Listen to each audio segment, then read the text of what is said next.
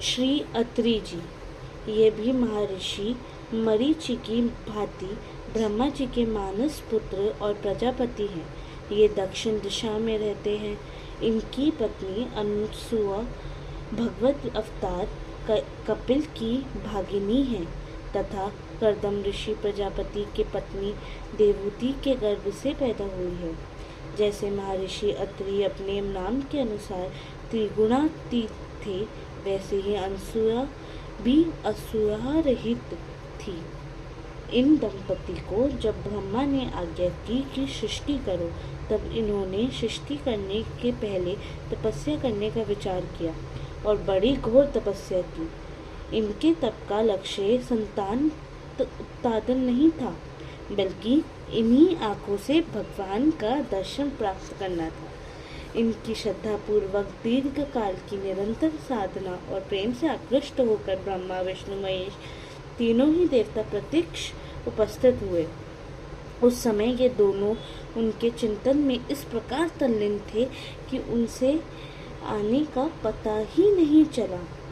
जब उन्होंने ही इन्हें जगाया, तब ये उनके चरणों पर गिर पड़े, किसी प्रकार संभल कर उठे और गदगद वाणी से उनकी स्तुति करने लगे। इनके प्रेम, सच्चाई और निष्ठा को देखकर उन्हें बड़ी प्रसन्नता हुई और उन्होंने वरदान मांगने को कहा।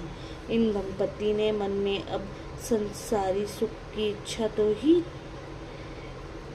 थी ही नहीं, परंतु ब्रह्मा जी की आज्ञा भी संतुष्ट करनी थी और तब वे इस समय सामने ही उपस्थित थे। तब उन्होंने और कोई दूसरा वरदान न मांगकर उन्हीं तीनों को पुत्र रूप में मांगा और भक्ति परवश भगवान के उनकी प्रार्थना स्वीकार करके अवस्तु कह दिया। समय पर तीनों ने ही इनके पुत्र रूप में अवतार ग्रहण किया। विष्णु के अंश में दत्तात्रेय, ब्रह्मा के अंश में चंद्रमा और शंकर के अंश में दुर्वासा जन्म हुआ, जिनकी चरण धूलि के लिए बड़े बड़े योगी और ज्ञानी तरसते रहते हैं। वे ही भगवान अत्रि के आश्रम में बालक बनकर खेलने लगे और दोनों दंपत्ति उनके दर्शन और वात्सल्य स्नेह को द्वारा अपना जीवन सफल करने लगे। अनसुया को तो अब कुछ दूसरी बात सोचती ही न थी, अपने तीनों बालक को खिलाते पिलाने में ही लगी रहती। इन्हीं के पतिव्रते सतीत्व प्रसन्न होकर वन मगन समय स्वयं भगवान श्री राम, सीता और लक्ष्मण के साथ इनके आश्रम पर पधारे और इन्हें जग जननी माँ सीता को उपदेश करने का गौरव प्रदान किया।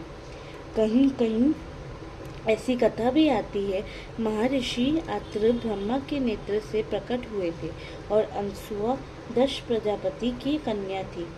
यह बात कल्प भेद से बन सकती है। अनेकों बार बड़ी बड़ी आपत्तियों से इन्होंने जगत की रक्षा की है।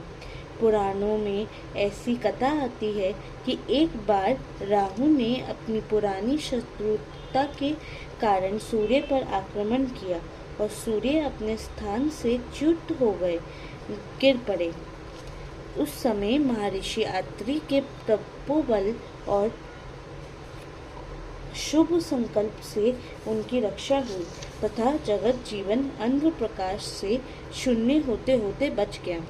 तब से महर्षियों ने अत्रि का एक नाम प्रभाकर रख दिया। महर्षि अत्रि की चर्चा वेदों में भी आती है। एक बार जब ये समाधि मगन थे, दैत्यों ने इनको उठाकर शतद्वार यंत्र में डालकर अग्नि जला दी और इन्हें नष्ट करने की चेष्टा की, किंतु इन्हें इस बात का पता न था। उस समय भगवत प्रेरणा से अश्विनी कुमारों ने वहां पहुंचकर इन्हें बचाया। धर्मशास्त्रों में अहिंसा अत्र संहिता एक प्रधान समिति है और हमारे कर्तव्य का निर्णय करने के लिए वह एक अमूल्य ग्रंथ रत्न है। इनके विस्तृत और पवित्र जीवन की चर्चा प्रायः समस्त आर्ष ग्रंथों में आई है। जय जय श्री राम।